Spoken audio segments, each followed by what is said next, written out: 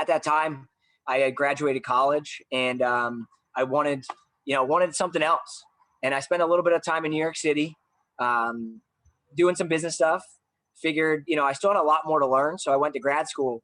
And like I said, growing up outside of Philly, in Atlantic City, you have two cultures coming together. You have New York fashion and you have Philadelphia, which now is just a big epicenter actually for kind of streetwear, with a lot of cool stores like Ubik and, some really cool spots that have evolved over these last couple of years.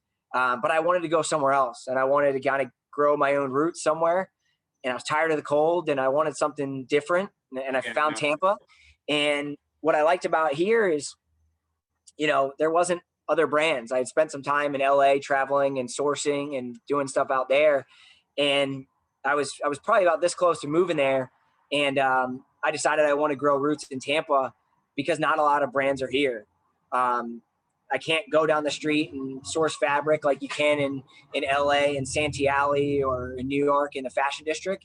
But I thought that if we can evolve a brand that, the Southeast could kind of represent, and kind of fill that void. New York City has Supreme, and you have the LA brands and stuff like that evolve. But when you think of Florida, especially Tampa, I didn't know any at that time. And I wanted to put a name on the map and, use local printers along the way until we really started to grow.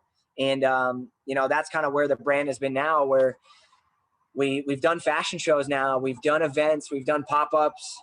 I would love to open up our own flagship store right here in Tampa, where, most people say go online. Our online sales are growing, but there's something about a customer experience, about being in the store, of being able to experience stuff like the wall, of being able to see that it's not just clothing, that it's all the elements of life. Because art transcends into, the home. It transcends into your clothing, into what you drive. You look at exotic cars, and those are works of art that you can, be a part of. So for me, I wanted to do stuff like that, like open up a store, to build a community in a sense, but get you an overall feel of what the brand's about. Because to me, it wasn't about a transaction, about, somebody buying a shirt and wearing it. It's about, being part of that community and being a part of what that represents, and being able to feel all of that, of the culture and the vibe and just that overall aesthetic. We've got our stuff to really cool, celebrities, and done really cool things. And I've been to London and met with street artists out there, prolific street artists out there, collab with local guys like Jason Skeldon and Jabari I-Bombs and Michael Vall and those guys.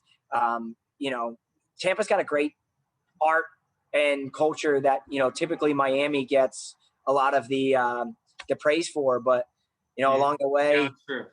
Yeah. So for me, it's kind of, we've been growing the brand here, and I guess that's where I'll leave it now.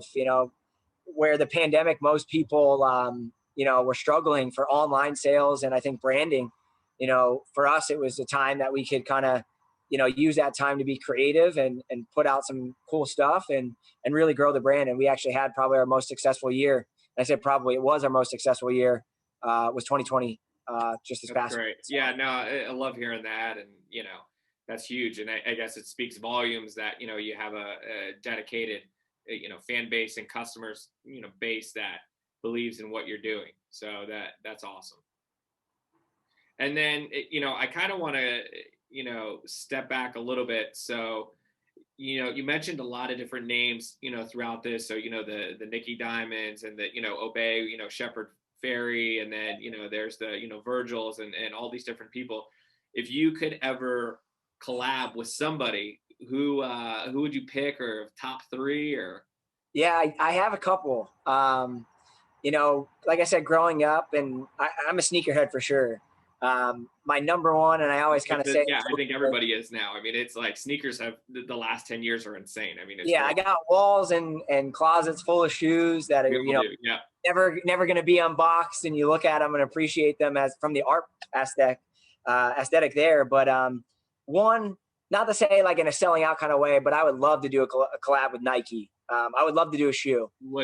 For me, clothing and t-shirts and hoodies and stuff like that is just one thing. But, you look at, like I said, some of the other stuff like the the home decor that we've done. I would love to do a shoe with, such a huge brand, just because there's so many elements that you could dissect and use different textures. And why I like shoes is when you really break it down and see a lot of the collab shoes, every element is chosen for a reason, why they chose a certain material, why they do a certain stitch.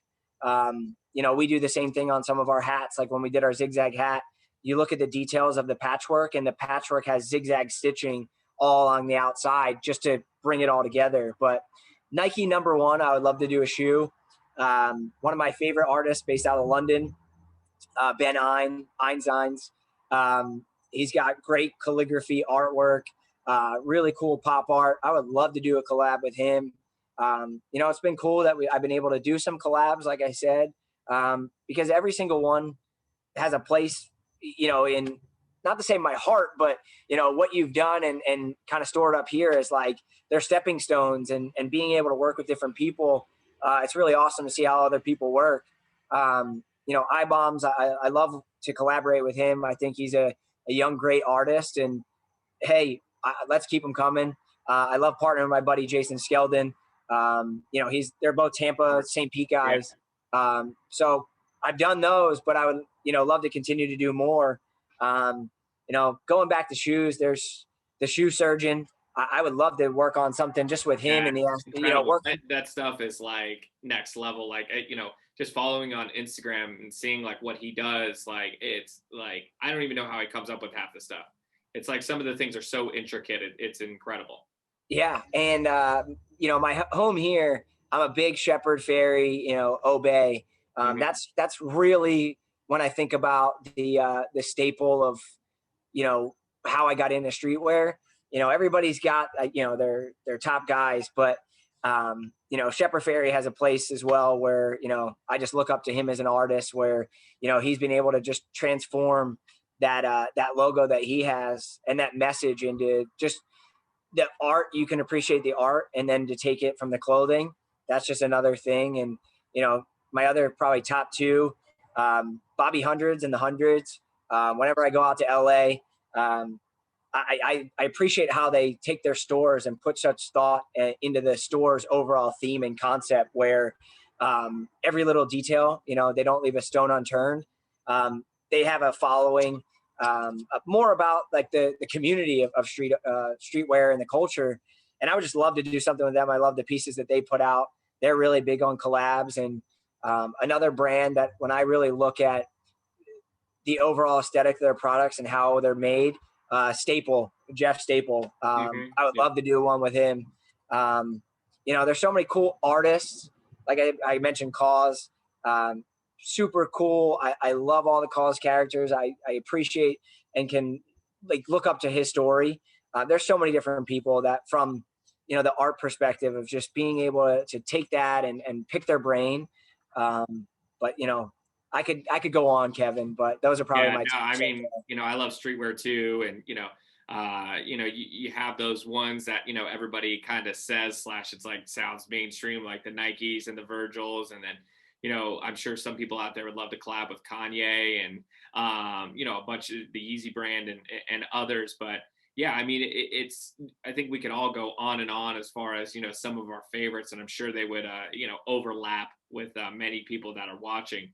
But I keep hearing you say the details are very important. And, kind of the next question going into how to start a brand, I guess we could safely say that the details are very important. And it's not just about slapping a logo or a graphic on a shirt. It's so much more, or a hat, or, any type of clothing. It's, about the fit and about the materials and about the design. And, I've even seen some of your stuff with like, even a black t-shirt, for lack of description, will have that, the longer tees, or, maybe a pattern somewhere, something like that, or a different, hemline or something like that. So, would you say that's pretty important?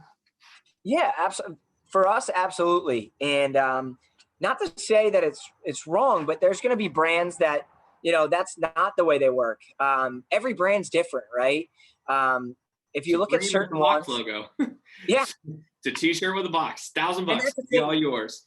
So Kevin, I mean, that's a great point right there. Certain brands, what they will do is, if you can market your brand, if you look at so many products out there that you might have seen that you go, wow, that's a really good product, but their branding sucks, and you never bought it, or you find out after the fact how good it is, or the opposite where marketing is so well done and you get the product and you're kind of like, man, this is it. Certain brands can take a t-shirt and make it simplistic and sell it for $200 and slap a crappy logo on there. Not to discredit any brands, but they've earned that right in a way because they've marketed their brand so well. Yeah. For me, what I always, going back to what you said, it was about the details. I wanted, when you competed our brand and compared us to somebody else, I wanted to go and say, yeah, you can go buy that shirt for $90 and you can get that, that clout or that following, and, make that part of you. But I wanted you to look at it and go, man, this is undervalued.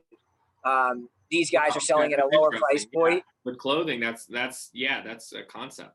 Yeah. So for me, it was, I'm going to spend the money to do it right and to do it where maybe some guys cut corners, or to spend the extra to add the little details, because to me, all of those little details are individual pieces of art in their own. Where you can take a Hanes t-shirt, and some brands do, if you want to start a brand, that's a great way to start, right? Take small inputs of, cheap clothing, test how it does, and refine your product over the years. But for me, I took the longer route, right? Like, I didn't take a crappy shirt and try and slap as many logos on it. What I wanted was get the best materials. It might take longer to get people to say, oh, this is basic in certain elements.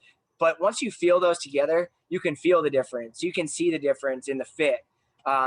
So there's a couple routes, if it's about just getting the brand out there and being, versatile in a way. Yeah, you can definitely go and get the cheaper stuff and do that. It could be about, hey, more fast fashion in that sense is it's not going to last. It's about, just the graphics, or, hey, it's just about the art or being part of that following.